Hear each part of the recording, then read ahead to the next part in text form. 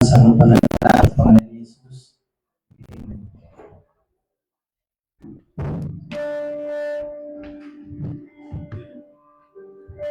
Isang mapagpalang araw po sa ating lahat.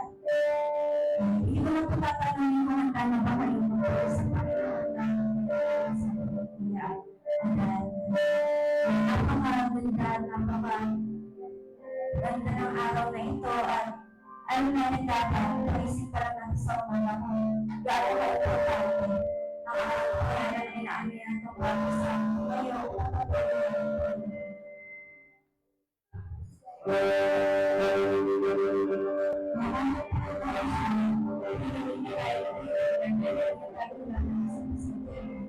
Ngayon ang sabi niya sa John 15, verse 15, I no longer call you servant, because servant is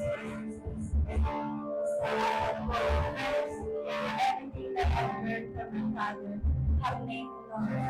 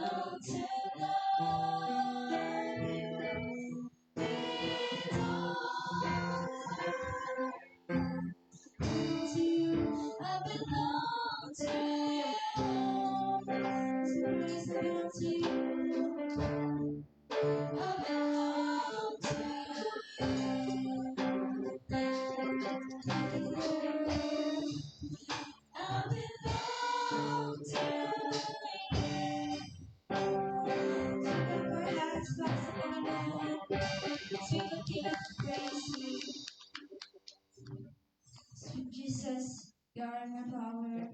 So let's sing and hear your presence before the fire. Sweet like sweet home, sweet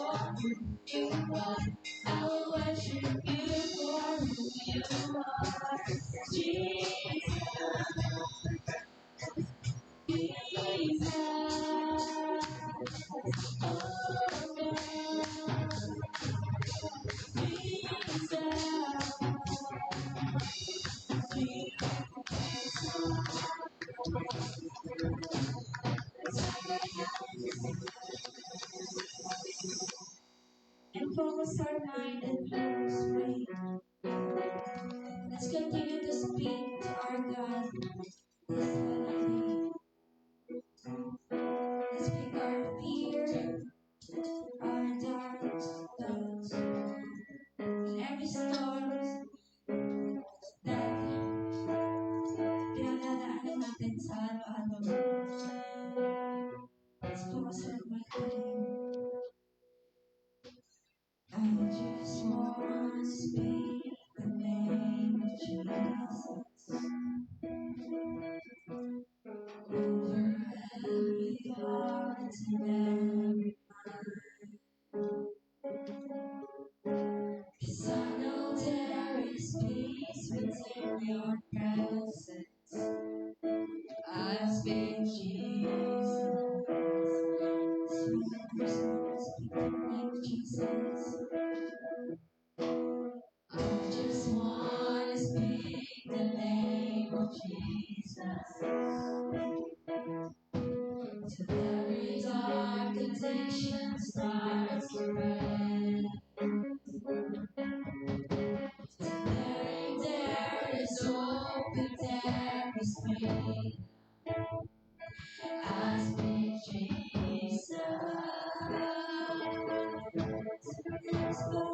Your name is love. Your name is healing. Your name is healing. Your name is love. Your name is love. This love. Break every soul. Shines in the shadows. Burn like a fire. Save this one, save Jesus. I just wanna speak the name of Jesus. Over here, no anxiety, and all anxiety. To every soul that got the resurrection, to every soul adopted by the precious. Speak Jesus, speak Jesus.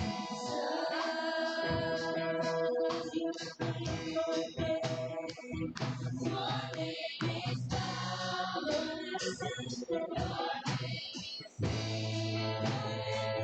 Your name is love. Break every soul. Shine through the shadows. Burn like a fire.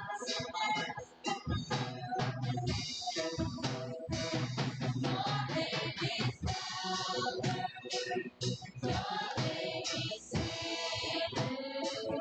Your name is love. Break every soul. Shine through the shadows. Burn like love. Show Jesus. Show Jesus from the mountain. Jesus in the streets. Jesus in the darkness over every enemy. Jesus for my family. I speak the holy name. Jesus.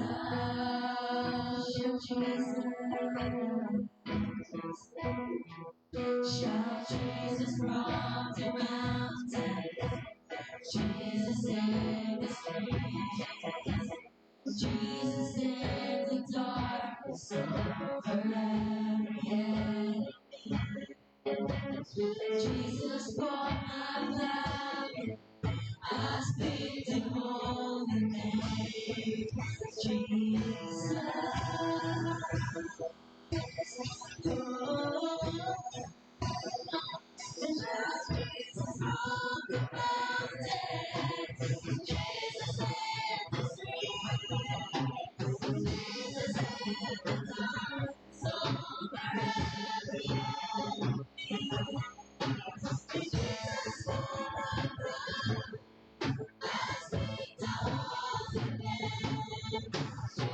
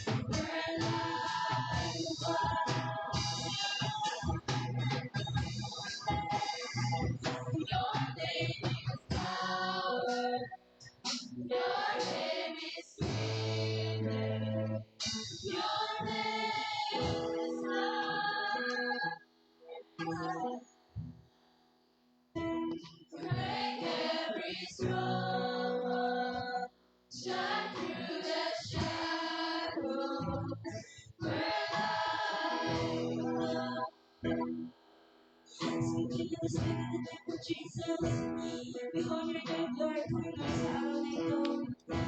Kahit na kami napupulang at hindi perfecto ang aming pananampalataya sa inyo, Panginoon. Patuloy mo kami binibigyan sa araw-araw. Hindi ka nagkulang, Panginoon. Sumunod sa amin, kahit na kami nagtanda sa ngalan mo, Panginoon.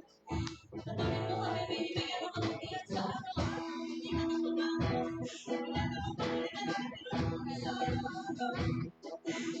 pinunod sa araw-araw. I just want to speak the name of Jesus. Every heart.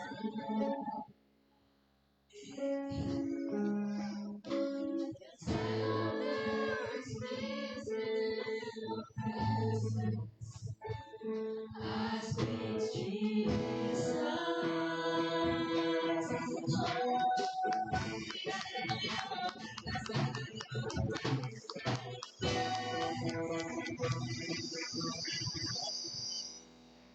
Kaya naman sa lahat ng pagtuloy po sa salamat sa araw na ito. Focus mo aming puso at isipan sa Panginoon. Ikaw na ang bahala sa aming araw-araw. Binibigay po namin lahat ng papuri at pasasalamat sa Diyos ng pangalan ni Jesus. Amen.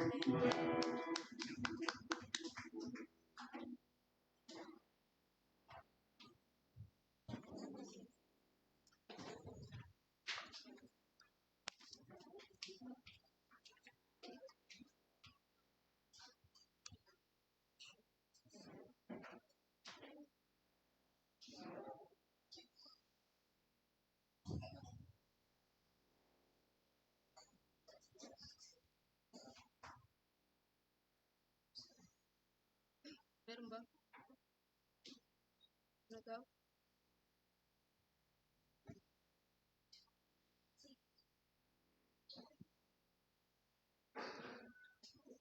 Tayo po ay muling tumayo upang magawin sa pagkasa sa kita. At buksan po natin ang ating dalang Biblia sa Hebreo chapter 6 verses 9 to 12. Mga minamahal, kahit ganito ang sinasabi namin, nagtitiyak namin na nasa mas mabuti kayong kalagayan patungkol sa inyong kaligtasan. Ang katarungan ng Diyos, hindi niya malilimutan ang inyong mga ginawa at ang pagmamahal na inyong pinakita at hanggang ngayon pinapakita sa pamamagitan ng paglilingkod ninyo sa mga hinirang ng Diyos. Ang nais namin ay patuloy na magsumikap hanggang wakas at bawat isa sa inyo upang makamtan ninyo ang inyong inaasahan. Kaya huwag kayong maging tamad, tularan ninyo ang mga taong dahil sa kanilang pagtitiis at pananalig sa Diyos ay tumanggap ng pinangako niya. Muli na pagkabasa ng salita ng Panginoon.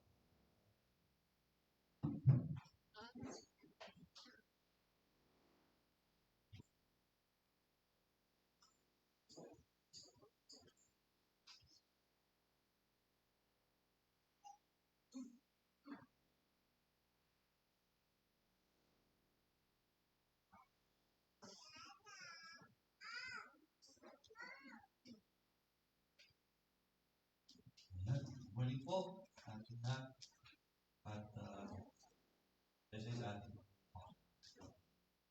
basic, bigay ng pag-iingat sa mga naman at buhay ng asa. Ngayon, narito tayo upang sumamba ng Amen? So, yan ang trabaho po natin. One day, ay, sabi nga, worship, glorifying God, here on earth and in yan. Last Sunday, kita natin yung mga paalala at babala sa atin ng Panginoon from verses 1 to 8. Kaya, tinatawagan tayo ng Panginoon sa ating pagtatapos na yun na you must move onward and upward, leaving the basic doctrines or immaturity. You must be beyond immaturity, baby or milk. You must be maturing in Christ, avoiding regression or turning back. or stagnant, and we must produce fruit from the Spirit. It uses strong language and vivid imagery to motivate and warn us. Warn us. Kaya sa panahon natin ngayon, maraming mga umaagaw ng pansin ating culture, ng ating comfort zones. Gusto natin, dito lang tayo. Gusto ng Panginoon, humayo kayo. Lumabas kayo sa inyong mga kaaliwan, sa inyong mga comfort zones. And ito pa, yung mga consumer faith, nagko-consume lang, pero hindi naman ibinabahagi sa iba. So this message is so urgent, napaka halaga, dapat sa gawa. Okay? So, kaya nga po, sa ating message ngayon ay pagpapatuloy ito ng ating natutunan last Sunday.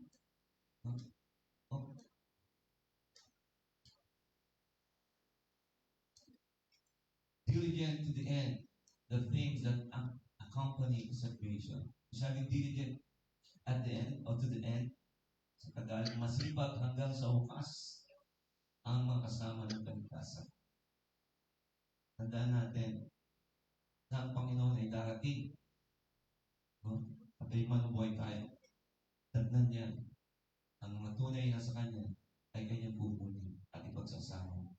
At doon sa lugar na yun, sa piling ng Diyos, sa langit, walang hanggang buhay ang ating matatapon. Kaya wala nang hirap, sakit, at kamatayan. Sapagkat pinagtagumpayan ng Jesus ang kamatayan, sapagkat siya'y hindi na nandiling patay, kundi siya'y muling nabuhay. Amen? Yes. Biblia, sa sinong sumampalataya sa Kanya, ay muling mabubuhay at magkakaroon ng buhay naman. Kaya nga, the writer of the Hebrews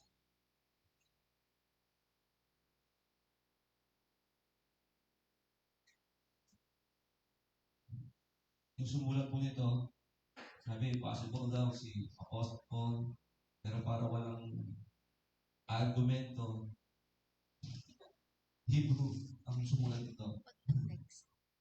The writer of the Hebrews.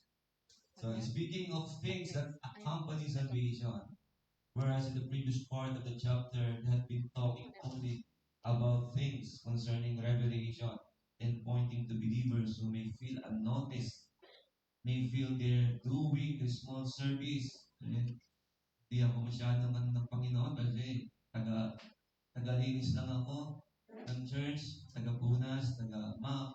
No. But God has not forgotten our deeds, our works. Basta ito ay para sa Panginoon. Amen? Basta sa Panginoon po ito, ay kanya itong recognize. May credit ito, kumbaga. So, in fact, He's calling them and ask for something more. Kaya lang, nalulungkot kapag mayroong mananampalataya na nasa comfort zone, na gusto siya SSS, alam niyo na, safe, seated, and satisfied. At sa ligtas na. Meron din naman, at namuli pa niya na notice, o na-realize, nagkaroon siya ng realization na ang kanyang buhay, pananampalataya ay walang bunga. Meron bungang araw sa katawan niya. Pero bungang ng pananampalataya sa pagitan ng Banal Espiritu ay wala. Kasi yung mas pinili niya ang kanyang gusto o kalooban kaysa kalooban ng Panginoon. Nakalulungkot po yun. Yun po yung professing Christians na hindi Christians.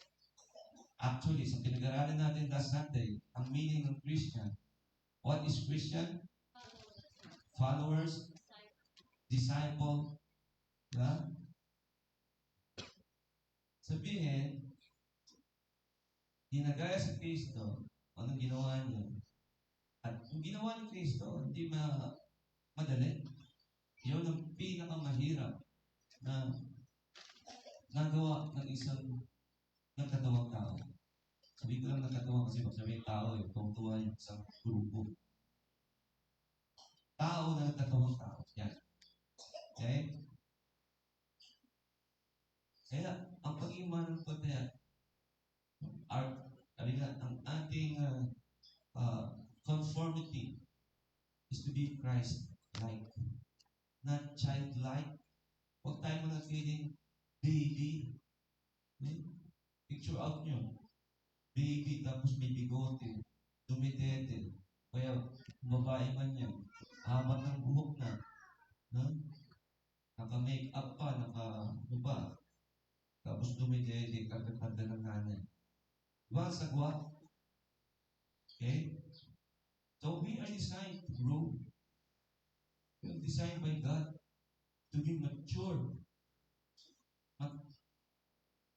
Hindi tumatanda sa edad, kundi tumatanda sa pananampalataya.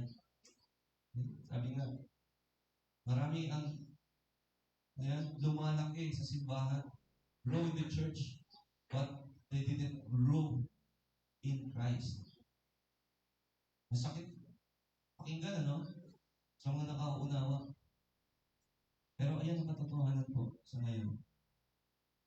Kaya nga, sabi dito, aking panukala o proposition, because God sees our loving service, don't forget this, we are called to persevere. Kasi persevere, magsakay, magtyaga, parang farmer. Diba? Tatanim sila, tapos maghihintay ng matagal, ilang buwan para umani. Ganun din po ang pananampalataya. Kasi with diligence, kasipagan, katsagaan, kasigasigan. Anong diligence ang dapat nating panghawakan o isabuhan? Faith, patience, so that we may inherit the promises of God. Marami pong pangako ang Panginoon. Magbabasa kayo po, babasa po tayo ng Biblia. Ang daming mga istorya patungkol sa humawak ng mga pangako ng Panginoon. Number one, si Abraham. That's why he was the man of faith, the father of many nations that God promised to him. Dahil nakikita ng Diyos ang ating pananampalataya, mapagmahal ng paglilingkod, tinatawag tayo na magpatuloy, na masigasig sa pananampalataya, tiyaga, upang matanggap natin ang mga pangako ng Diyos. Ang Diyos natin ay hindi waiter. Pag nag-request tayo, kailangan bigay agad. O kaya naman, service ko sa counter. Sabi, napanood ko, pinapagalitan ng service group. Kasi nga naman, customer is always right. Yan ang prinsipyo. Pero hindi naman always, customer is always right. But in God, God is always right. No? Kaya, tingnan po natin itong mga katanungan na ito. Kaibigan. Una, what things that accompany salvation? Ano mga bagay na kakasama sa ating kaligtasan? Okay? Hindi na po tayo niligtas ng Panginoon. Tandaan po natin para, hindi tayo sa impyerno, and that's it. No? Kaya nga yung foundation of faith, ang sabihin dito na tatapos. Yun is beginning. Look at the building. May perspective, ang ganda ng pagkakadesign. And then, foundation lang ang gagawin. Matibay yung foundation, then that's it. Wala nang makikita ng papataas at makikita na talaga yung final design. Nakita na po ba yun? May nakita na po ba kayo gano'n? Wala. Maliban kung may phase 1, phase 2, phase 3. Natagpuan na sa Marikina. Pero phase 1 lang yun eh. Hindi naiintindihan ng ahensya natin. So how does God view our work? pananaw ng Diyos sa ating mga gawa. And love, pag-ibig, and serving others. Kaya di ba, walang sino man ang nabubuhay para sa sarili. Diba, yung nakatutunan natin amin, pero bibligan yun. More. God love, diba? We must love the Lord our God and love thy neighbor. Huwag naman natin sabihin na, gusto ko na lang maging neighbor, kapwa. Tayo yung mama sa kapwa para dalhin sa Panginoon. Kaya na, nagmi-mission ang Panginoon patuloy sa magitan ng church. Natutunan ko sa Kairos class namin, third session, isa sa natandaan ko, the greatest vehicle to reach out to people, especially the unreached people groups, is church. Or through the church. Sino yung church? Tayo. Yung mga tunay na kay Kristo, na mananampalataya at disipulo. That's what does it mean to be diligent to the full assurance of hope? Ano ibig sabihin pagiging masipag, masigasig, sikhain sa buong kasiguruhan ng pag-asa until the end. Dalawang matututunan natin pag-asa sa Biblia in connection to the coming of the Lord, second coming. The blessed hope, which is the rapture, and the glorious hope, which is the second coming. Kaya, ganda yung sinabi dito, ungad na term of endearment. But, beloved, sino malimit magsabi nito? Mag-greet na ito. Si Apostle John. Kaya nga John the beloved siya. Pansin niyo yung book niya sa books niya. O yung epistle and gospel book niya. Tama sa epistle, verses 2 and 3 niya. We are convinced of better things regarding you and things that accompany salvation, even though we are speaking this way.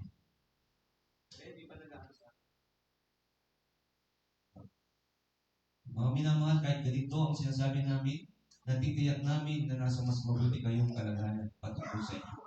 Kaligtasan. Kaya nga,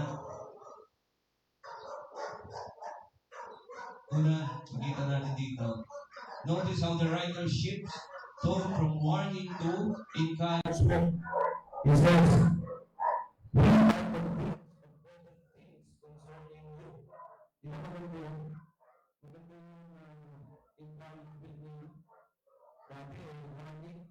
This time, we are convinced of better things. Magandang mga bagay na darating ang salita. Kaya una, makita natin dito, prinsipyo, katotohanan, that we have confidence in better things. We have confidence in better things. So, ito yung kumpiyansa sa mas mabuti. Mabuti na, ang nangyayari sa atin may mas mabuti pa. Kung masama yan, marahil, kagagawan po natin yan. Kagagawan po ninyo yan. Hindi tayo nagpapasakop sa kalooban ng Panginoon. At mga spiritual disciplines hindi natin naisasagawa upang tayo ay mago. So, otherwise, we have confidence in the other things. Kaya nga, unahin natin po yung better things. Let's define it. So, the writer, sabi dyan, addresses his audience as beloved. In Greek, agapetos is a term of endearment and is someone that you love and someone you are deeply devoted to and could be translated divinely loved ones. Yan. Agapetos. Diba, sa Bible din, mas mahalin natin ang ating mga kapatid sa Panginoon. At lalo na, sumunod ang ating mga mahal sa buhay, and then kapwa, kung saan lagi nating panalangin. Dahil pinakamalapit nating kapwa, our Jerusalem, our family, especially the members of the family that yet a believer of Christ, or believers of Christ. Continue to pray for them.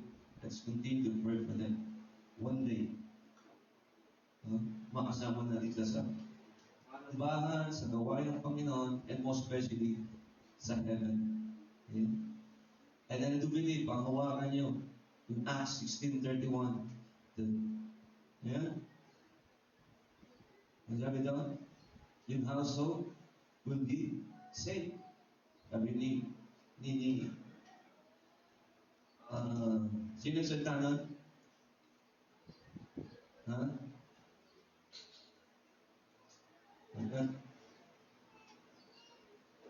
You and I and my household will be saved. You and your household will be saved. 16:31, referring to in captain, yeah. Anyway, yung time na nakulong yung si Apostle Paul at si Silas, and then nag-shake, nagkaroon ng lindol, and then nakatakas yung mga binabantayan niya, kasi sigurado, patay siya.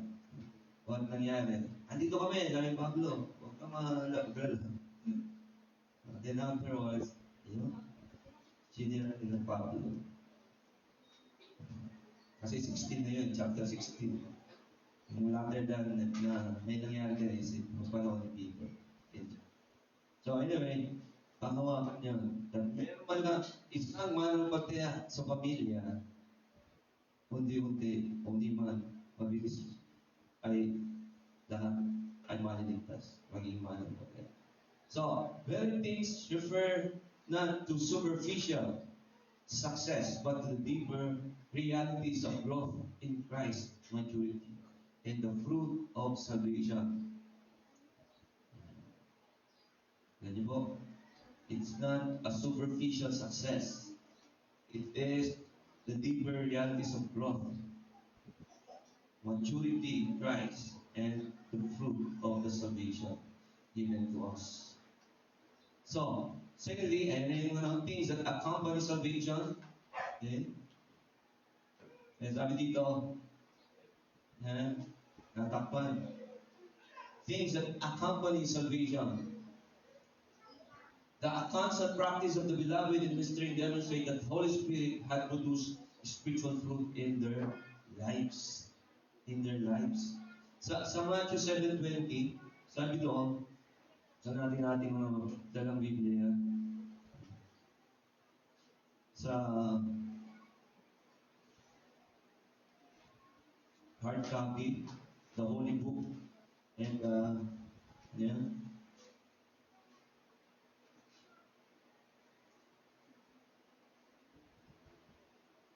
phone book ba yan?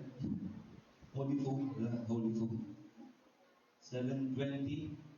Sabi dito, kaya makikilala niyo sila sa kanilang mga bunga. Paano makikilala ang tunay na may kaligtasan kay Kristo sa magitan ng kanilang mga bunga? Spiritual fruit po ang tinutukoy dito. And then, that they were genuinely born again. So, doon din makikilala ang tunay na naligtas at nagkaroon ng pagsilang sa Espiritu Santo. Hindi tawag ng buhay yun. So, ang ganang buhay ay nagpapakita ng ebidensya ng saving faith. Pananampalatayang nakapagliligtas. Salvation is just not one-time event. Yung pagtapos maligtas, that's it. Kasi nga, regalo lang, no? Ginawang lang yung regalo ng panahon. Pero yung regalo ngayon ang tunay na regalo ay nag-uugat at nagbubunga. Kaya yung design o yung illustration ng puno, saan nagsisimula ang puno? Kami yung fruit-bearing tree, di ba, sa seed, tinatanim, may apat na, di ba, kwento, para po si Jesus Christ. Ang ugat ay yung tinanim sa matabang lupa hanggang sa nag-sprout at mag-o at naging isang puno. Matibay na puno na fruit-bearing. So yun po yung mga tunay na mananampalataya. Hindi lang basta nagsasabi ako ay Kristiyano. Kaya nga, principle na makita na theologically, genuine salvation is evidence in life and service. May ebidensya. Baga, mayroong makikita. Hindi lang nagsasabi, mananampalataya ako, born again ako, pero in daily lives ay wala. Kristiyano lang paglinggo. Kaya nga, sabi Pastor Palmer, are you a Sunday Christian? Lala na naman, ano? Anyway, so, next, and if these things accompany salvation, then He makes it personal. We are confident in it. That leads to the affirmation of the beloved. Sino yung beloved dito dito? Yung mga mananampalataya ni Kristo, disipulo ni Kristo, na lumalago, hindi stagnant. Okay? So, even after the strong warning earlier, the writer still addresses them as beloved. Kasi in the context of this passage, halo ang mga ano doon sa church, merong tunay na mananampalataya, merong hindi mananampalataya. So, yan ang katotohanan even sa panahon natin ngayon. Hindi lahat ng nasa loob ng simbahan ay mananampalataya tunay ni Kristo. Genuine Christian, authentic Christian, real Christian, true Christian. Kaya apat, no? Genuine, real, true, Christian, authentic. Para papalala sa atin, sa apat na kahulugan tunay, mag-instill sa ating mga pusipan na magpakatunay tayong mananampalataya. Though we are sanctified. Sanctification process. Yes, nagkakasala pa rin tayo. But we all knew. Sabihin, knew. Alam na natin yung epekto ng kasalanan. No? Ay kamatayan. So therefore, we do not stay on that place. No? We strive to be holy. That's why, sabi ni 1 John 1:9, let us confess our sins. Every day, let's confess. Sabihin lang sa Panginoon, ipaghingi natin ang kapatawaran. Every day. Kaya tayo, mga kapatid, kahit tayo pinatawaran ng Panginoon, dilinis na, we can ask and tell and ask the Lord for forgiveness.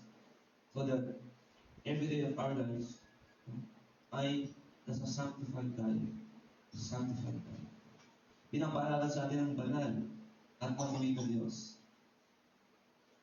Kaya, theologically healthy Christian leadership balances warning and encouragement. Hindi pwedeng puro encouragement lang. No?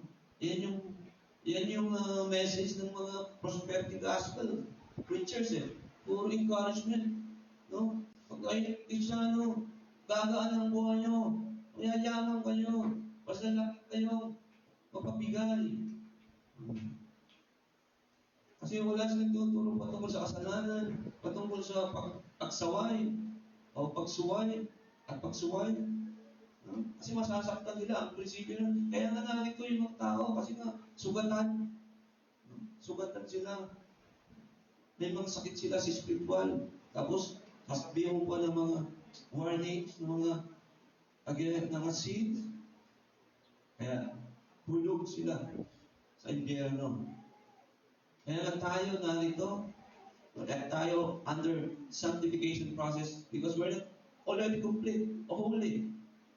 Para maging holy tayo, we always be reminded be warned with the truth about His words so that we can walk daily under the will of God, in accordance to the will of God.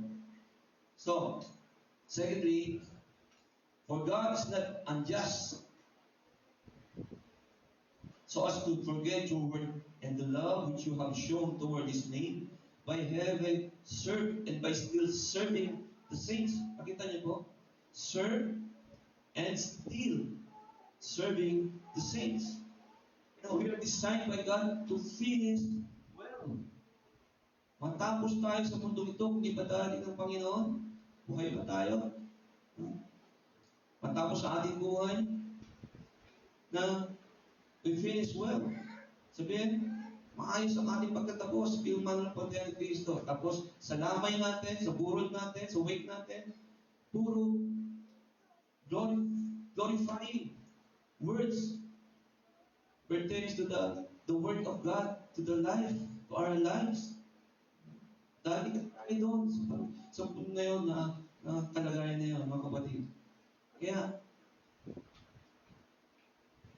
be reminded and be warned of always to live and to love Christ.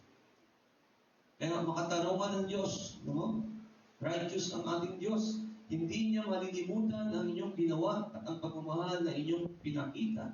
At hanggang ngayon, ipinapakita sa pamagitan ng paglilingkod ninyo sa mga hinirang ng Diyos. That's why there is the day, the judgment seat of Christ, the day of rewarding for those faithful ones, believers, disciples of Christ. No?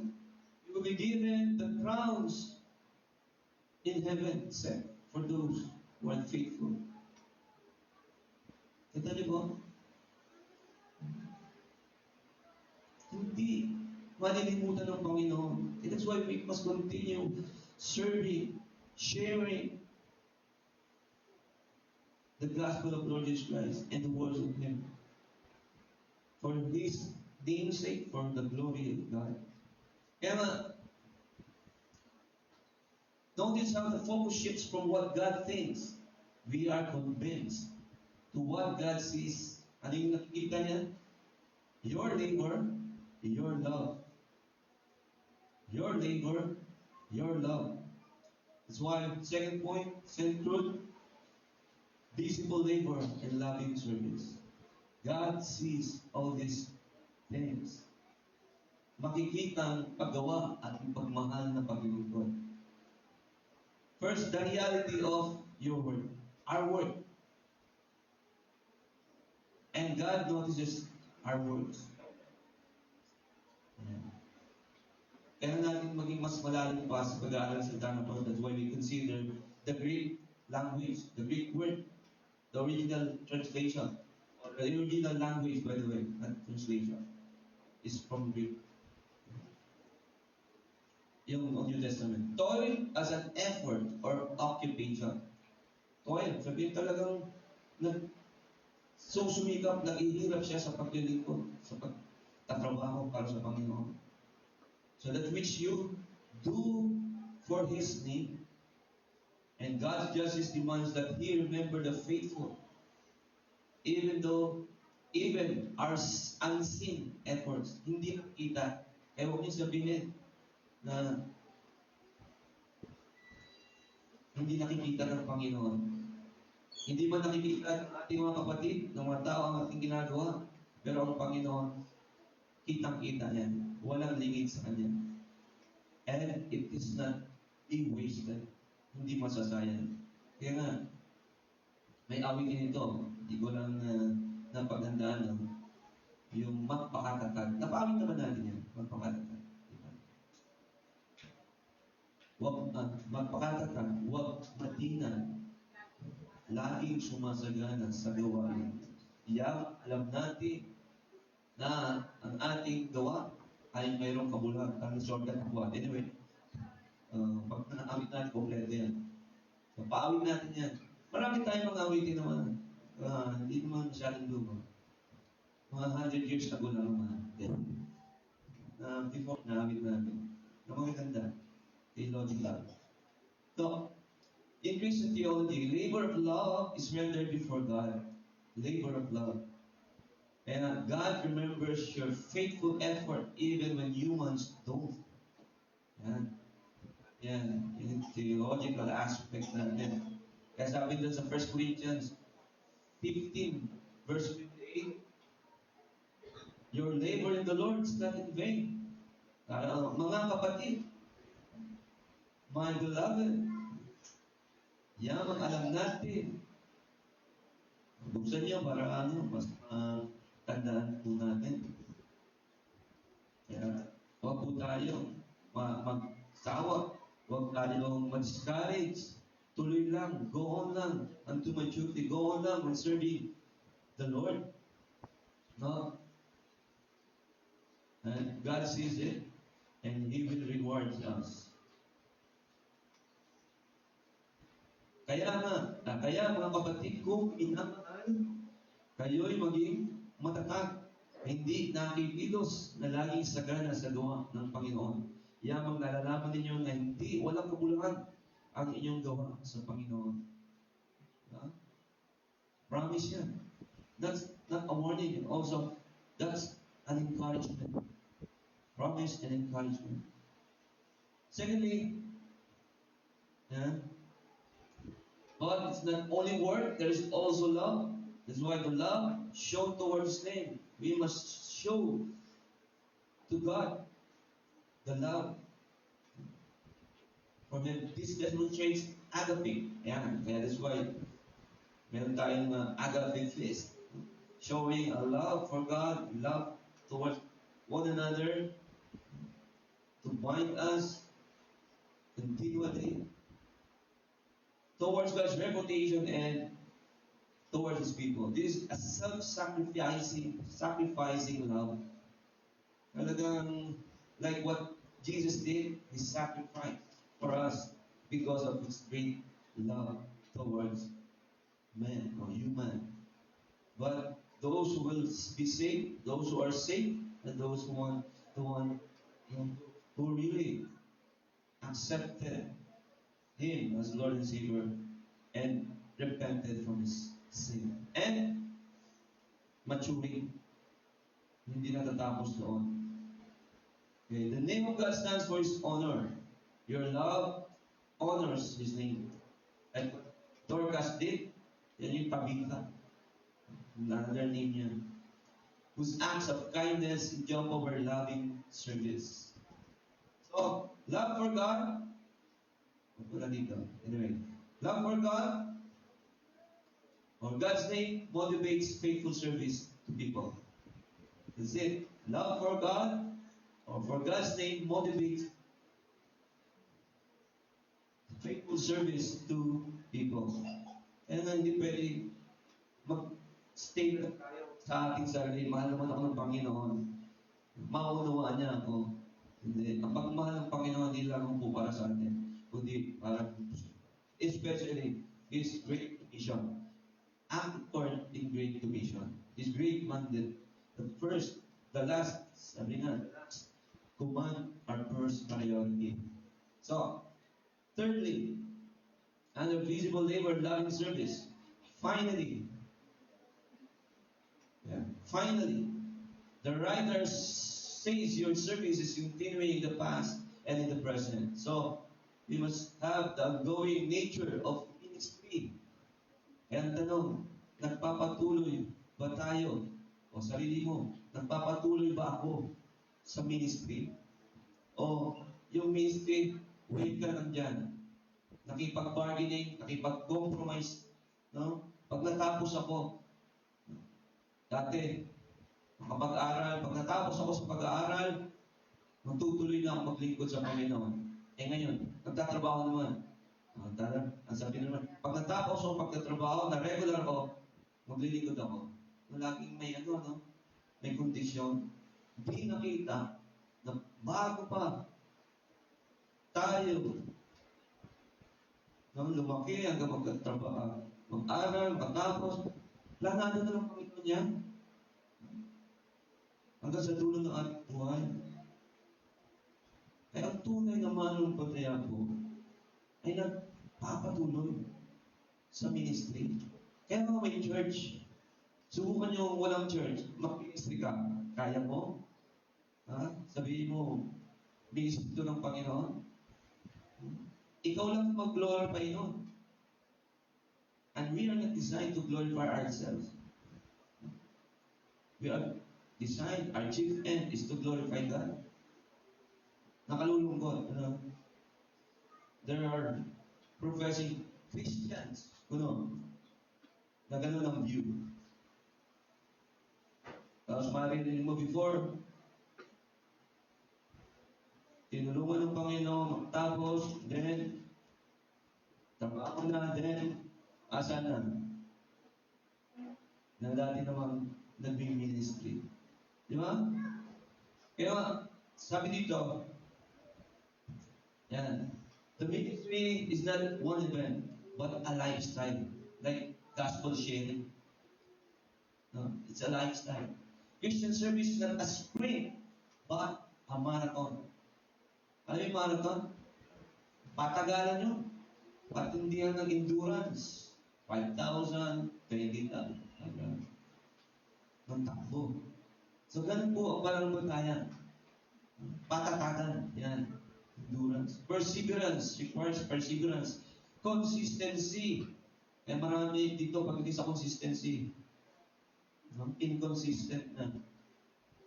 So, this reflects sanctification and endurance. Kaya sabi Philippians 3:14, I press on towards, sabi ni Paul, the goal. Sabi niya, prior to this, hindi ko kinoconsider o kinikilala pa na ako'y ganap na. Hindi. Patuloy na humihingi sa Panginoon to finish the race. Okay?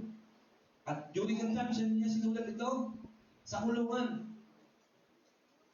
Nakakulong siya. Tapos to finish the race pa. Napakalaki talaga ng kanyang napakalaki ng kanyang pananampalataya sa Panginoon. Kaya sabi niya, press on towards the goal for the prize. Sabi, iba, to win the prize. Heavenward, dito, the prize of the upward call of God in Christ Jesus. Kasi, nagmamotivate kay Pablo, Apostle Pablo, yung rewards sa heaven, the crowns in heaven. And you believe, lahat ng crowns, probably makukuha ni Pablo, Apostle Pablo. Kaya pagdating natin sa langit, parang ano lang ito naman, kung sino yung maraming crowns, ito na doon si Pablo. Ha? Masabi, medyo konting joke lang ito paano nyo makikilala si Adan? Hindi si Tito yan. Pagdating doon, saka si Eva. Hello? Yan. Paano nyo makikilala? Pag walang pusod daw. Pusod. Hindi kami nanganak. Natural birth na. Di ba? So, ang gano'n, we must anticipate heaven one day in the presence of the Lord. Durability in service is evidence of authentic faith. Durability. Kaya nga, yung mga naglalaylo,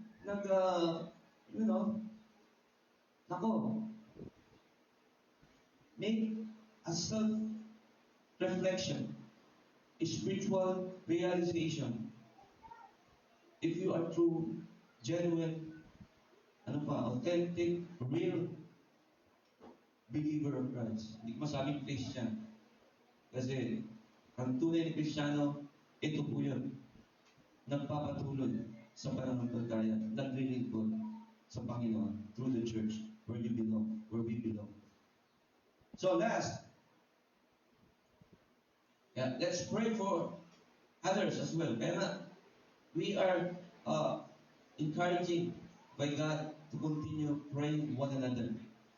So, and we desire that each one of you demonstrate the same diligence so as to realize, so as to realize the full assurance of hope to unity until the end. Kaya, isipin niyo, pag dumating ang Panginoon, nasa lilo stage kayo, nasa stagnant stage kayo, what do you think? What do you think? Are you? No? Be caught in the air, alive, raptured, so that you will not be sluggish, lazy, o may isa pa, no? Makurol sa pag-unawa sa salita ng Panginoon. But imitators of those who through faith, endurance, inherit the promises. Ang nais namin ay patuloy na magsumikap hanggang wakas ang bawat isa sa inyo upang makamtan ninyo ang inyong inaasahan. Kaya huwag kayong maging tamad tularan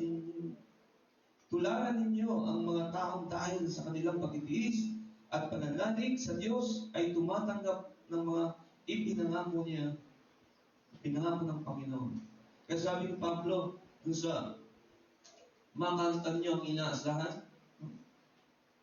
ano yan? Sa Philippians 1:21, 1:20, ang aking inaasahan ay huwag akong magkulang sa aking tungkulin, kundi magkaroon ako ng lakas ng loob upang sa mabuhay o sa mamatay ay mabigyan ko ng karangalan si Kristo. Ang galing. No? I believe yan ang one of the ministry life verse. Kung may life verse kayo, meron pang ministry life verse. O ministerial life verse. Yan, si Pablo. Galing. Kaya nga,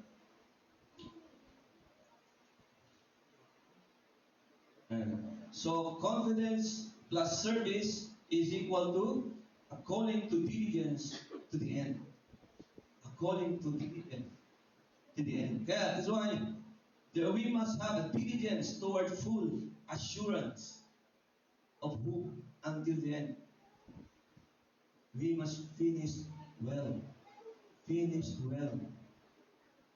Kaya sasabihin ng Panginoon, sasabihin ng pangalan mo, das anak, mahal, ano pa? Well done, good and faithful servant. Welcome to heaven, my heaven. So, this is the call to same diligence. Kaya nga, having established the basis of faith and service, we must establish it in our lives. The writer now issues the call. Show the same diligence. Parang siya sabi niya, nung una, ang sipag-sipag mo, ang mahal na mahal, sabi, mahal ko ang Panginoon. Talagang first love, baga siya, no? Kaya, may paalala sa mga nagsasabi ng first love. Sa Revelation chapter 2, verse 1 to 6, I think. The church at Ephesus, no, nawalaan ka ng first love. Napunta sa tao. Yung first love. Nagpaligaw, o kaya nanligaw, tapos hindi pa mananampalataya, yun ang kailang first love. So, hindi po gano'n. Show the same diligence. Don't become sluggish or lazy. Imitate those true faith and patience. Gayahin natin ang mga talagang sumampalataya sa Panginoon na puno ng pag-asa at pasensya sa kanilang pagtitiis. Christian maturity involves active effort. Kaya nga, diligence is obedience. Yan na, ganda na rhyme ha.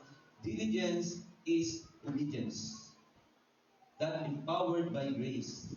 And then full assurance of hope indicates maturity, confident expectation.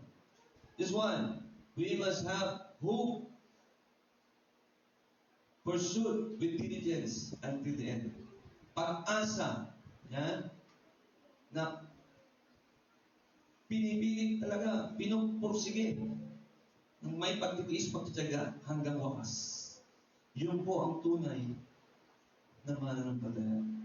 And last point, so confidence, ayan na natin, ano? So, anyway, diligence toward full assurance of hope until the end. So why we must be diligent? Because there is danger. So the writer warns us. May babala.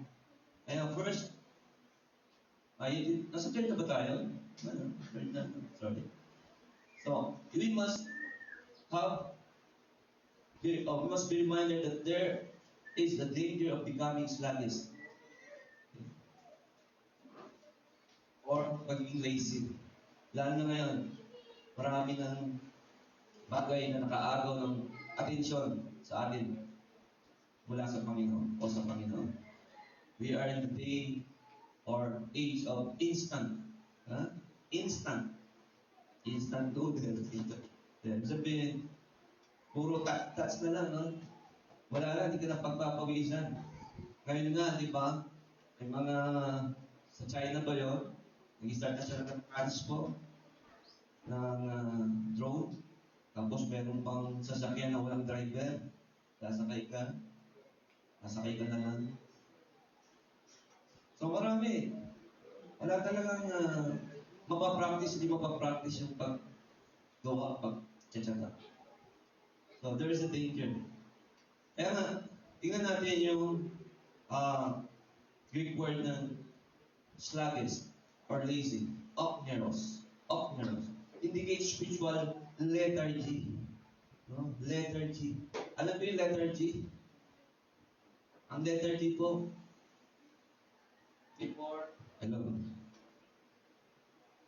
before F and after H. Lethargy. Then joke. Ayun naman, masyado kasi may mga inaantok natin. Lethargy yun. Ayun naman. Ito lethargy. Lethargy. So, yan na. Sinasabi ko sa inyo, yung church at Ephesus, nasisabi doon sa Revelation chapter 2, verse 1 to 7. No? Who left their first love. Iniwan ang kalang unang pag-ibig sa Panginoon. Ayan. And then, papaalala sa atin, even believers are one, perseverance is required. Lethargy in faith leads to unfulfilled promise. So, the warning is protective and not punitive, hindi pagpaparusa. So, let's be reminded, faith without perseverance risks being unproductive. Kaya yung mga nagkalayo na, okay yan, maunawaan, but do not be so long, too long. No?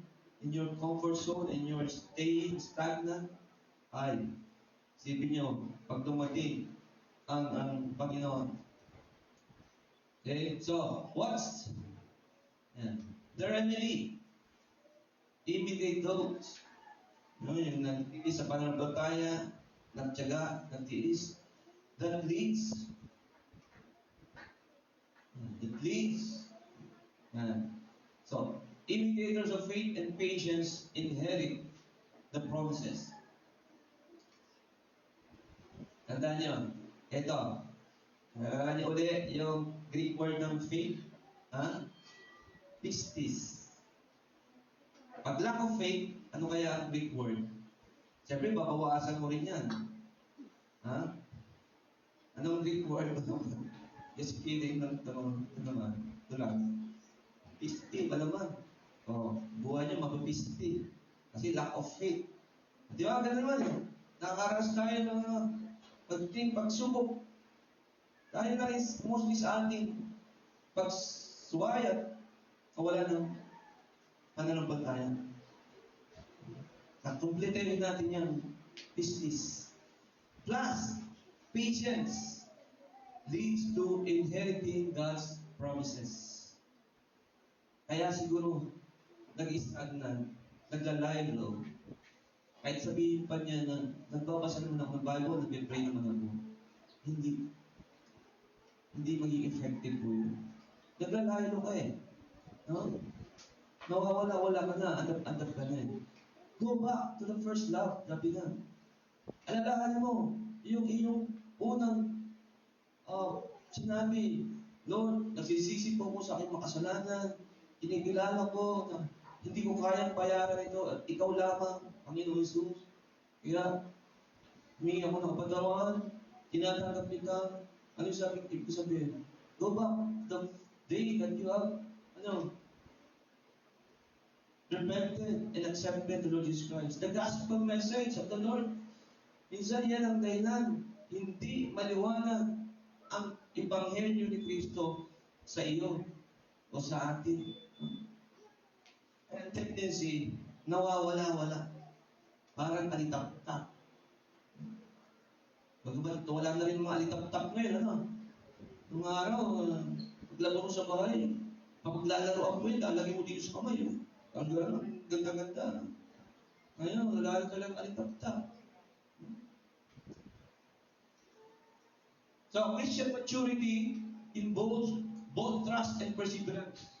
The inheritance, na sinabi doon, sa talatang iyon, of promises is both present hope and future fulfillment. Ito po yung eschatological view or teaching, doctrine. Kaya nga, it reflects covenant keeping, God and community of faith. The church, covenant, yan, keeping God and the community of faith. Referring to the church. Kaya nga, brethren, yan. The writer of Hebrews gives us balanced message. Tama? Warning and encouragement. Pwedeng puro encouragement, hindi rin naman pwedeng puro warning. Lose hope na tayo yan. Ay balance ang Panginoon. Balance ang Panginoon. Hello. Yan. We are confident. Puno tayo ng pag-asa sa hinaharap na mayroon tayong mas mainam, mabuti mga bagay na matatamo. At nakikita ito ng Diyos at naalala ang ating mga gawa at pag-ibig. At press on with diligence unto the end. Yan ang church sa atin ngayon at sa hinaharap. Magpatuloy, press on, go on. Go on unto maturity with diligence. Hindi pwedeng petik-petik lang tayo mga kapatid. While we're still alive, let's serve the Lord. Kaya nga, sabi ni Martin Luther, our works do not make us saved. Kasi hindi tayo naliligtas sa mabuting gawa. But they show that we are saved. Ito ang nagpapakita na tayo ay tunay na ligtas. So, God sees, He remembers, He calls us and to persevere. Kaya nga, ito, challenge to you, to us, this week, application, exhortation na rin, or challenge. Pili kayo ng isang konkretong hakbang, kilos, lingkod, which you will commit in one area of perseverance, you will strengthen. For example, yung mga kapatiran tayong andap-andap na, o kaya naman, kahit po yung na excommunicated na, pwede po rin natin bisatan yan, paalalanganan. Pwede naman silang makabalik din eh. But, next time, through his or her effort na, siya na yung magkukusap na lumapit sa atin. Okay? Or, start a short Bible study or attend Bible study or kung dati ka nasa ministry, join again. Huwag kang mahiya. Nagsasabi lang, kayo lang nagsasabi na nahihiya na ako. Kasi nga, it's the tendency pag nawala na. But, wala namang nagsasabi na kapatiran na i-down ka, di ba? Ganun. Matutuwa ang mga Panginoon at mga kapatid na nanunumbalik na para bagang alimugang anak. Di ba? So sana yung ama niya, hindi tinanggap. So then commit to 3 months of consistent service. Not just one Sunday and ask someone to hold you accountable. Yun ang problema din kasi. Wala kang accountability partners o group. Kung meron man, ikaw ang nag-aalok o umaalis. So ikaw lang din nilang sasuffer. Ganun yun. Kaya po mga kapatid, sundin po ninyo. Sundin natin yan. Kaya nga, my beloved brethren, mga mahal, minamahal na kapatid, the gospel of Christ not just for Sundays. It is for every day, every field, every family. The better things God has prepared are not remote, they are here now, and He invites you to serve. God invites us to serve, to persevere, and to imitate Him. Gayahin siya. And let us therefore press on, not becoming lazy or sluggish, but diligent. Masipag, masigasig, masikhay, hanggang wakas. Knowing that our God is just, matuwid, faithful, matapat, and He will fulfill His promises. Tutuparin niya ang kanyang pangako. Dahil ang pangako, ang Diyos natin ay, ano yan? Promise keeper. Promise keeper.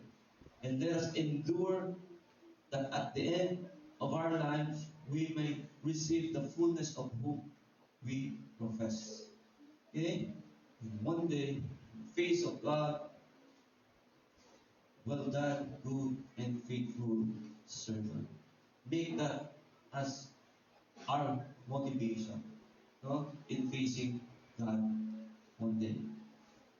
So, mga kapatid, be reminded of these things, no? Be diligent to the end, the things that accompany salvation. Must be faithful to the finish. Let us pray. Heavenly Father, we thank you, O God, for the message of yours that you have taught us, O Lord. Make this to be one of our guidance for living here on earth. Salamat po, Panginoon.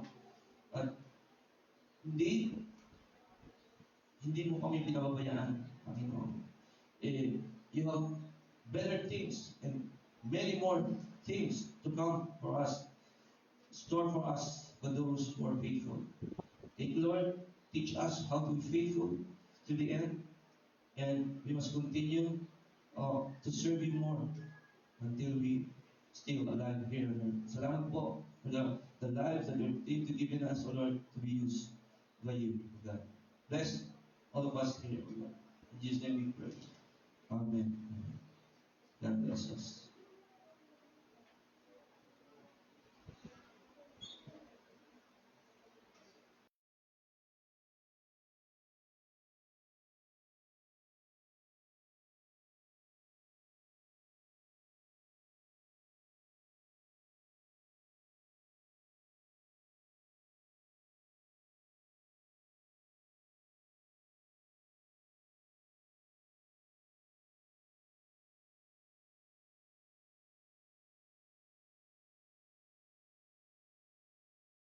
Pagbibigay ng kanyang mensahe at paalala sa atin sa umagang ito.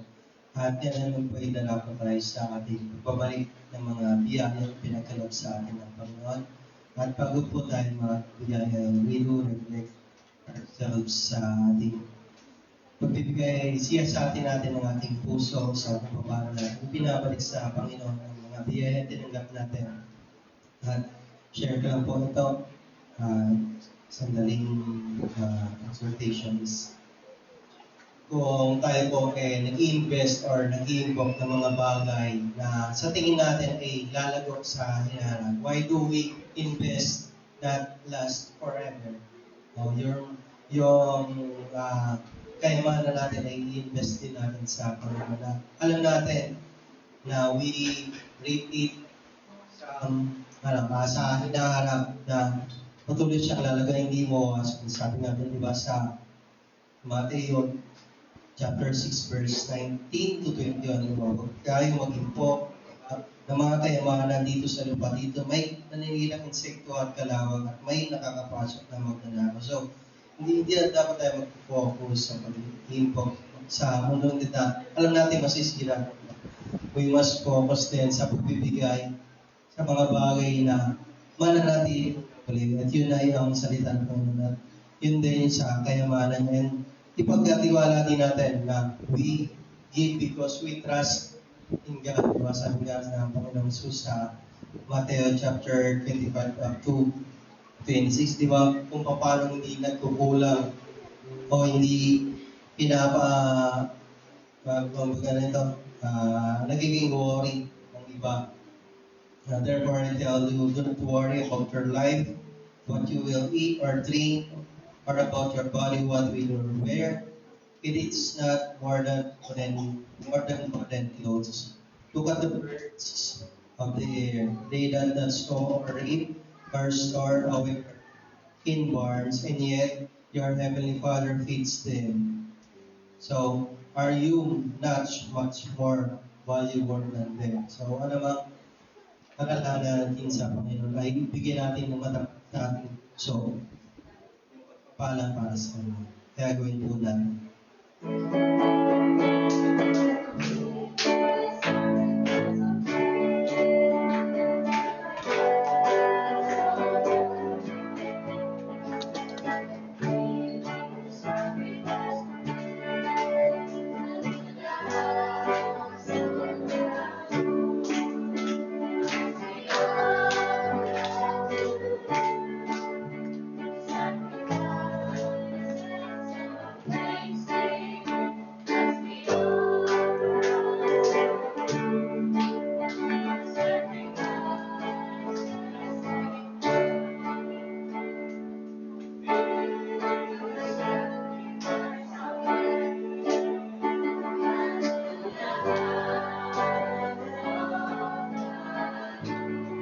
Ay po ito maglo para sa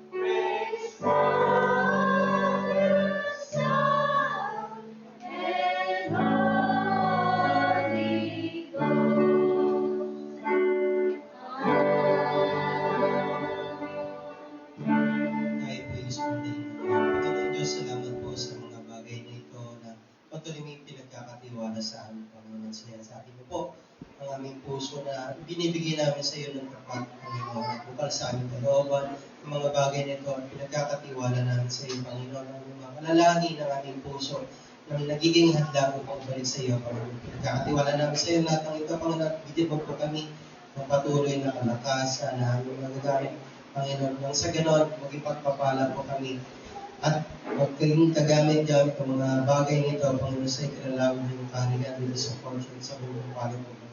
Ito po ang sa panalangin sa pangalan ni Jesus. Amen.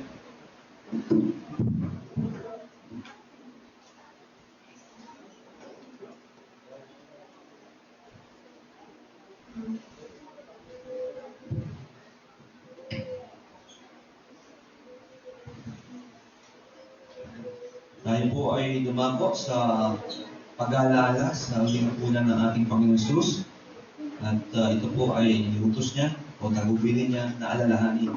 Kaya every first Sunday of the month ay inaalala po natin ang huling hapunan na ito na ginawa ng ating Panginoon Cristo more than 2,000 years ago. At sapagkat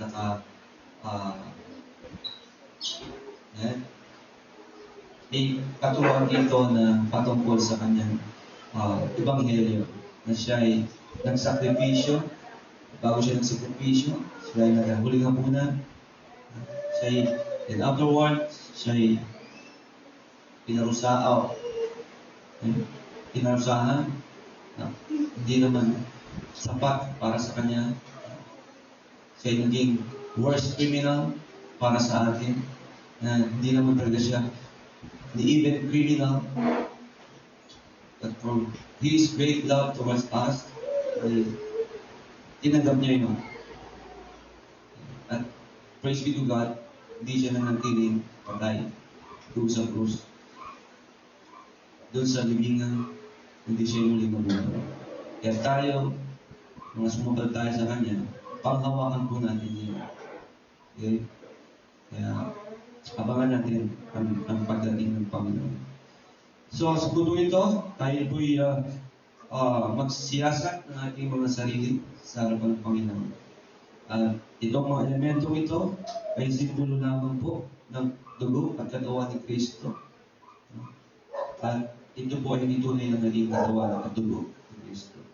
At ang mga inaanyayahan po dito, inaanyayahan ay yung mga may personal na relasyon sa Panginoon. Kung sabihin, siya nagsisi na sa kanyang kasalanan at tinanggap siya Kristo, sinampalagayanan sa kanyang buhay. Okay? So, itong time na masiyasa tayo, madaling magbulay-bulay sa ating mga sarili sa harapan ng Panginoon. Gawin ko natin.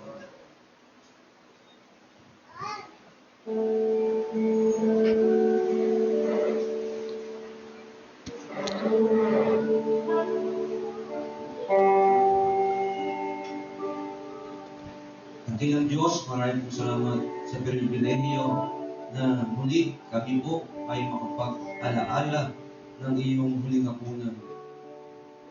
More than 2,000 years ago. Salamat po dahil pinapaalala mo higit sa lahat ang iyong dakilang pagliligtas sa lahat ng taong sasampalataya sa iyo.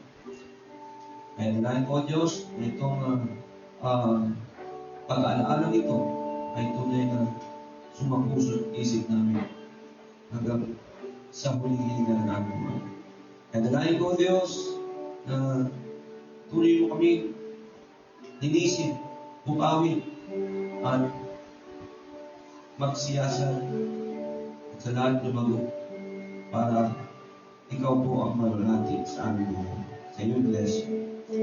Maraming salamat. Pagpalain mo ang elementong ito, na simbolo ng iyong katawan na nagdusa, naghihirap, pakasakit at dugong tumigis mula doon sa krus ng Kalbaryo. Maraming po salamat. Ito po ang panalangin sa kanyang Jesus. Amen. Amen. Tawagin po natin ating mga assistants, si Brother Conrad, no? Ito, at si Pro Roland.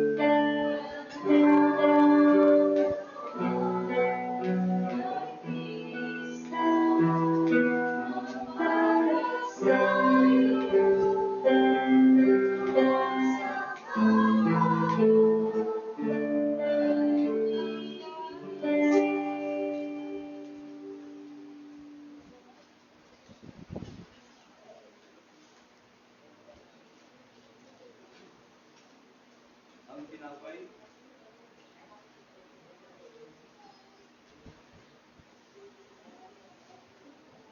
Ang tinapay. Sapagkat tinanong ko sa Panginoon, binigay ko naman sa inyo ng Panginoong Yesus, ng gabing siya'y pagkalalo ay dumambog ng tinapay at nang siya magpagpasalamat, kanya-kanya nitong pinagputulubon. Gawin po natin.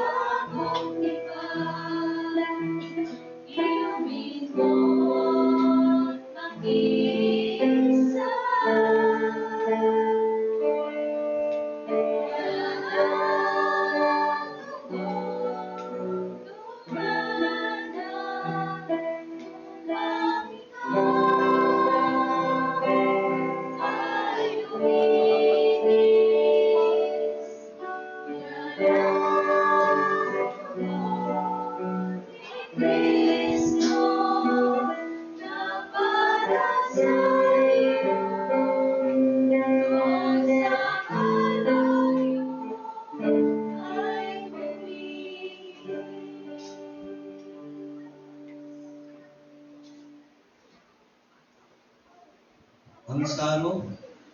Sa gayon ding paraan ay kinuha niya ang saro pagkatapos maghapunan at sinasabi, ang saro ito ay siyang bagong tipan sa aming labaw. Gawin niyo ito, tuwing kayo iinom ito sa pag-alaala sa akin. Gawin po na.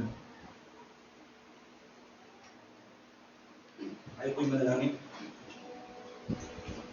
Dakilang Diyos, maraming salamat. Hindi sa pa kami may napag-alaala ng inyong lipunan at pinapaalala sa amin na ibahagi namin ang inyong kaligtasan, ang inyong ebanghelyo na pagbibigay ng kaligtasan ng aming kaluluwa.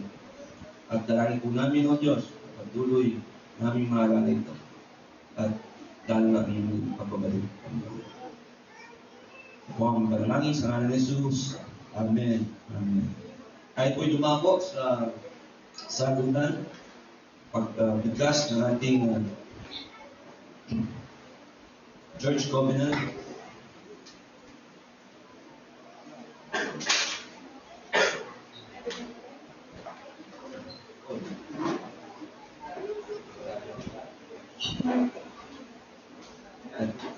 Matapos, pangunahan ayon sa aming pananampalataya sa Espiritu ng Diyos at tanggapin ng Panginoon Kristo bilang aming Panginoon at tagapagligtas.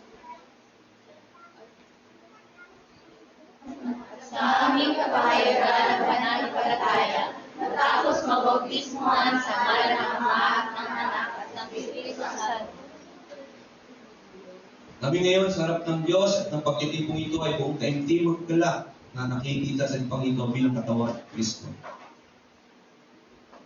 Sumasaayon kami kung magagayon sa tulong ng Espiritu Santo na sama-samang lumakas sa Kristyanong pag-ibig, magdamag para sa ikalalago ng Iglesia sa karunungan, kabanalan at kaaliwan. Sa pagbibigay ng buong galak at kalatiang suporta sa gawain sa mga gastusin ng Iglesia at sa pagtulong sa mga mahihirap at sa pagpapalaganap ng Ebanghelyo sa lahat ng bansa. Ipinapangako din namin na mapanatili ang pampamilya at pribadong debosyon sa pagtutulong sa aming mga anak sa pagnanais na maligtas ang aming mga pamilya at mga kaibigan. Buhay na tama sa mundo, maging para sa aming pakikisalamuha, na para sa aming ipinangako, magbigay ng mabuting halimbawa sa aming araw-araw na buhay. Umiwas sa anumang chismis, maninirang puri at sobrang pagkagalit. Iwas sa pagsusugal, pagpili, pagtitinda, at ang titik ni pagpapahintulot ng paggamit o pag-inom ng mga palasing na inumit at mga substansyang nakasisira ng katawan, tao at pamilya. Lumayo sa pornografiya at maging mainit sa ating mga pagsisikap na palaguin ang kalayaan ng ating pagpapalitas. Ipinapangako din namin na matitingnan namin ang isa't isa bilang minamahal na kapatid. Alalahanin ang bawat isa sa panalangin, tulungan ang bawat isa sa karamdaman at alalahanin. Pagkakaroon ng simpatyang mga Kristiyanong paggalang sa pananalita. Iwasan ang pagiging marami namin, subalit laging handa mo yung pag-ayos at nakakalam ng mga utos sa ang ating tagapagligtas na makipagkasundo kaagad. Kami naniniwala sa salita ng Diyos na ang sinasabi, lalaki at babae lamang ang nilikha ng kasarian ng tao. Kaya naman ang sasama bilang mag-asawa sa mata ng Diyos ay para sa lalaki at babae lamang. Tayo pong lahat.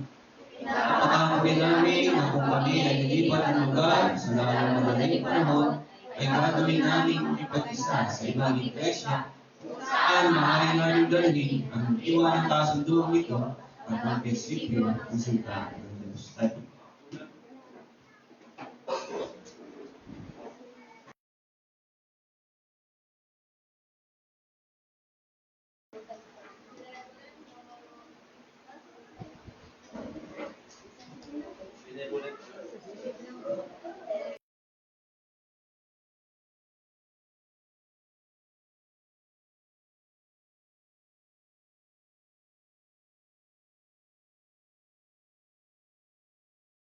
Announcements for last week at sa mga linggo. Wala. Wala yung magulang mo.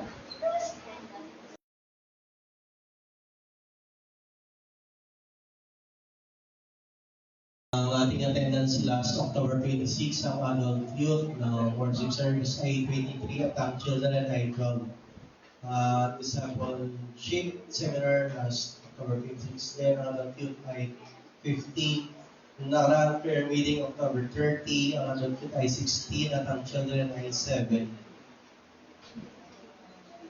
Attendance po kahapon, November 1, na children ministry dito sa Fortune ay 15 at sa Bundok Pala ay 7.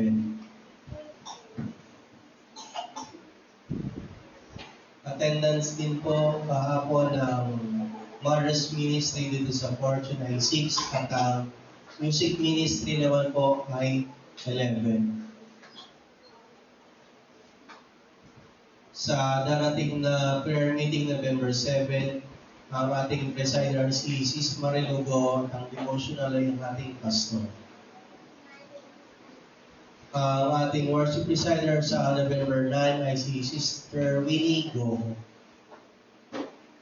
At ang morning greeters and ushers sa November 9 si Sis Winnie ay Zoe. Sis Bibi Yapres. Pili University sa November 6, si Brother Roland at si Sis Winnie Gong.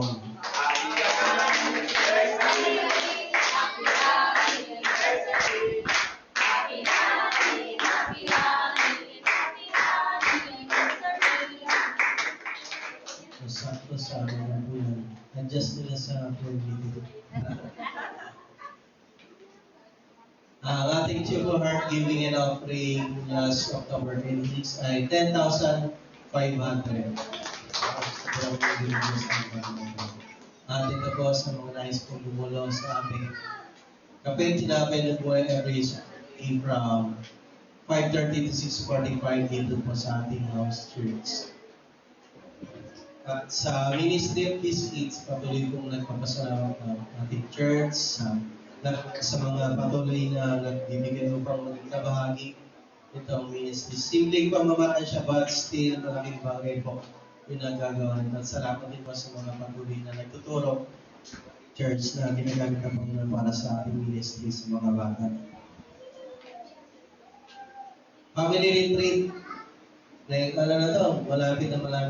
Kunti, tulog na lang. Sige. Sa darating na December 29 to 30, kaya po, ngayon pala magsimula na tayo mag-info sa atin. Hindi man po na tayo makapagbigay every week. Basta po tayo ay pag-ipunan po natin ito. Ang price, registration fees, ang adult youth, job is 600 ang adult youth week. Yung without job is 500, tapos yung may trabaho ay 500, and yung children from 8 to 12 ay 300, tapos yung ages 4 to 7 is 200 pesos. Kaya po, pag-ipunan po natin or mag-ulit natin tayo. Yung mga nakalista na yung may ganyan. Yung mga nakalista. Yung mga hindi po nakalista dun sa list, 1,000, mas pag-ipunan pa talaga.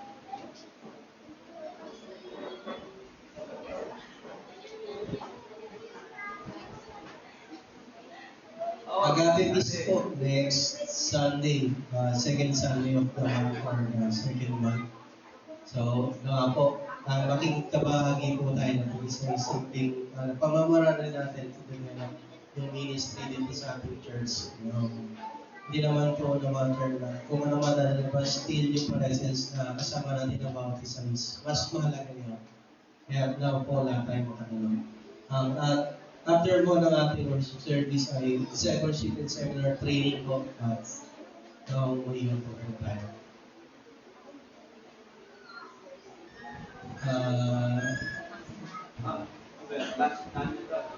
Yung last, next evangelism ladies, November,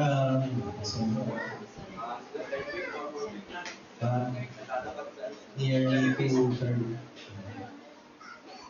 Welcome, visit my visitor. Welcome lang in the presence. So, invite someone to the church. So, kaya po talaga natin makita. Yung discipleship natin is okay. Kung wala na po tayo na kabalita na nakatanaay sa ating congregational prayer and benediction.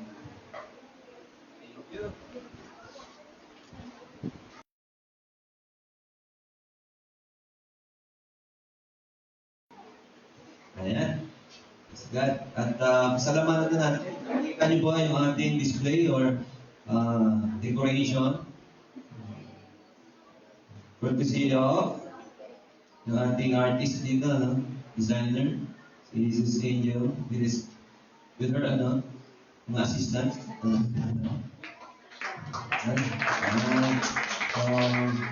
Praise God.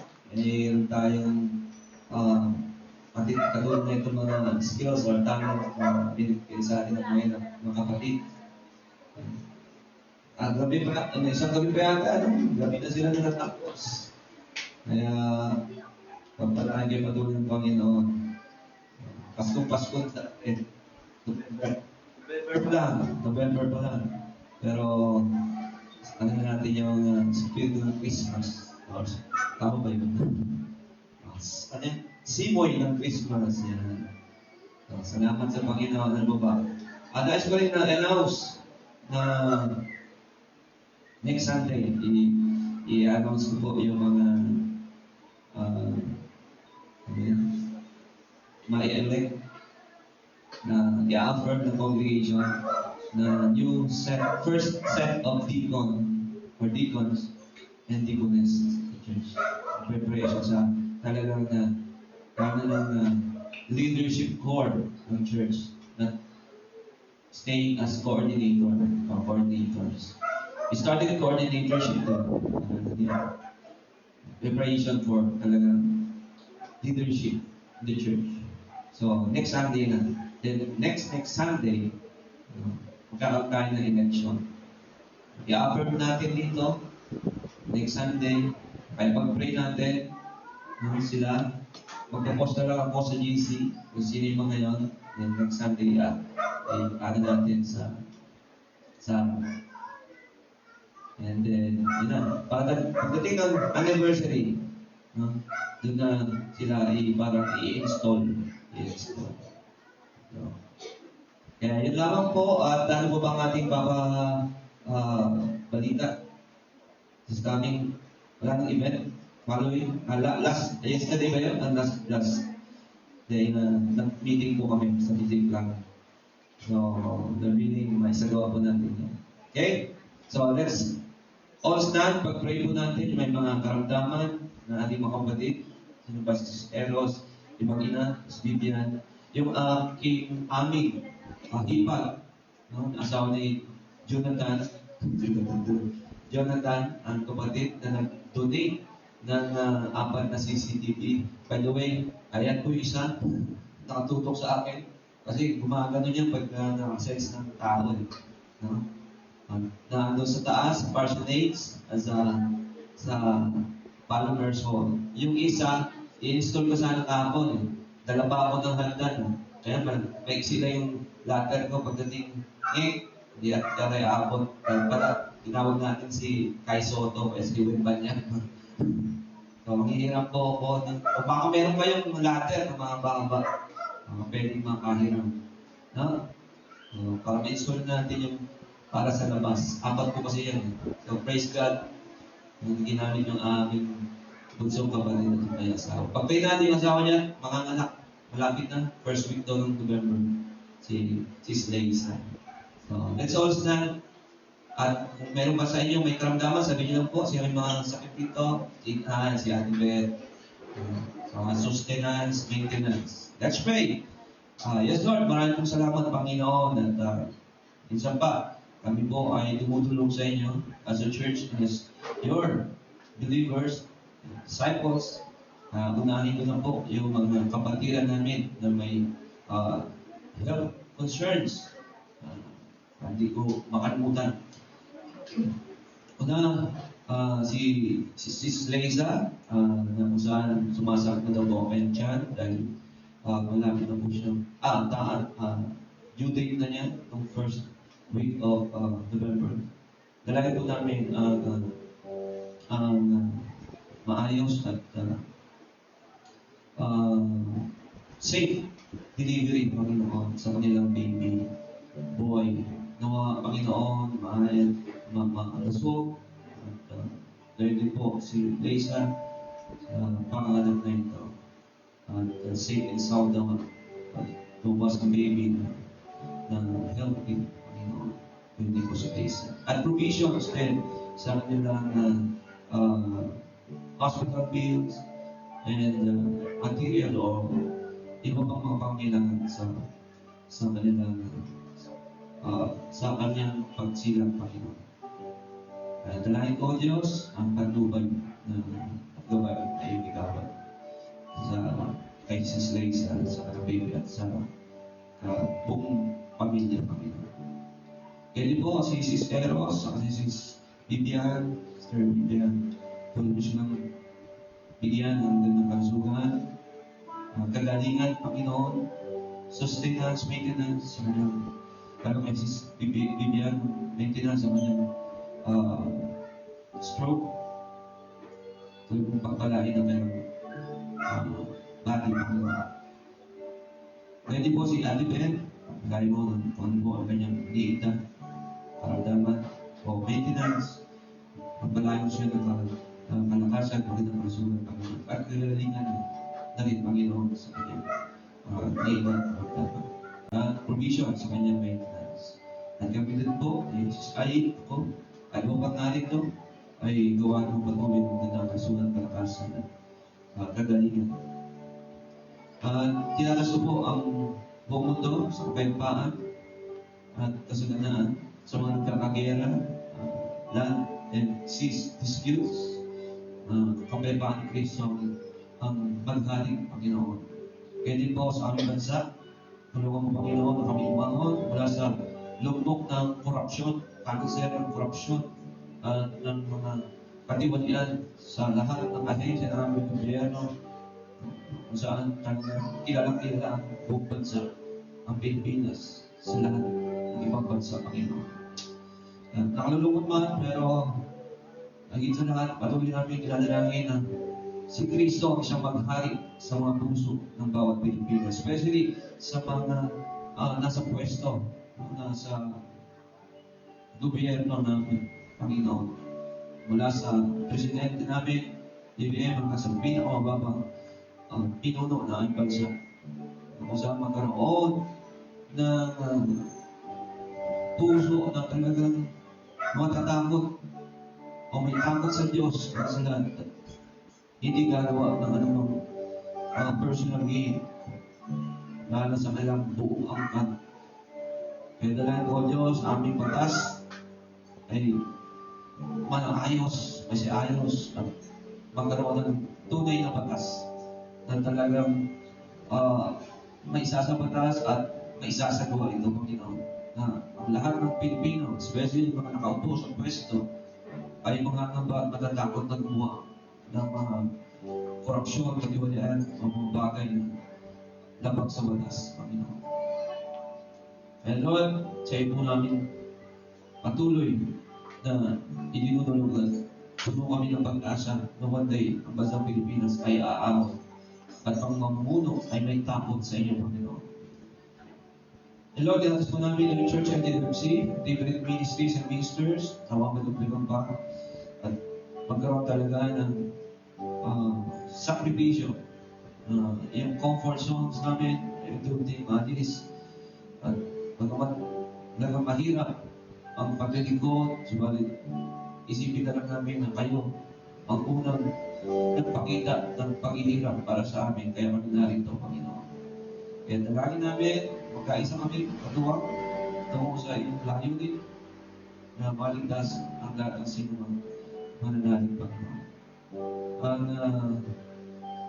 tinatas po ang bawat isa narito, magpalayan, Panginoon, anong po ang kailang mga hinihiling, ang mga may negosyo, katulad namin, pwede mong pagpalain, Panginoon, ang mga may trabaho, ingatan, at patuloy na bigyan ng kalakasan. Lalo na po yung mga nagmamotor, ingatan po sila, Panginoon. At kayo po, ang mga estudyante, mga guro, tuloy na katsagaan at katalinuhan. At maging maliit na bata, ilay mo sa mga sakit-sakit, Panginoon, mga viral diseases, Panginoon. Bawat sa amin, Panginoon, ilay mo sa mga nakaramdaman, kapangamakan, at gawa ng kaaway o masama. At tinataas ko, Panginoon, ang aming strategic planning, ginawa, no? Part 1, talaga namin na susunod na bahagi nito ay pakita mo sa amin ang mga bagay na ninais mo, Panginoon, para makamtan ang patuloy na paglamig ng iyong kaharian dito sa lupa, sa gitan ng LDFFC. Sa babae at panguna mo, kasama ng iyong mga lingkod, na kung saan patuloy kaming magsisikay para sa iyong kalulatian. At tinataas ko rin po ang aming mga future affirmation on future deacons and deaconesses, Panginoon. Pagpalain mo ito, O Diyos. Dahil ito ay biblical, Panginoon, ninanais mo ito na mangyari sa bawat churches, sa bawat church na iyong itinanala, Panginoon. Maraming salamat. Sa ito namin lahat ng pinagkakatiwala at nalalapit namin kaniwala sa gate, pagpalain mo, Panginoon, O Diyos. Maraming pagkakanda. This we ask in Jesus' name we pray. Nakipin po natin petisyon ng Panginoon, ang pag-ibig ng Diyos Ama, ang pagligtas ni Jesucristo ng ating Panginoon, at ang pakikipisa ng banal na Espiritu ay patuloy sumaatinwa ngayon at magpakailanman. Amen and Amen. Let's show our love for Jesus.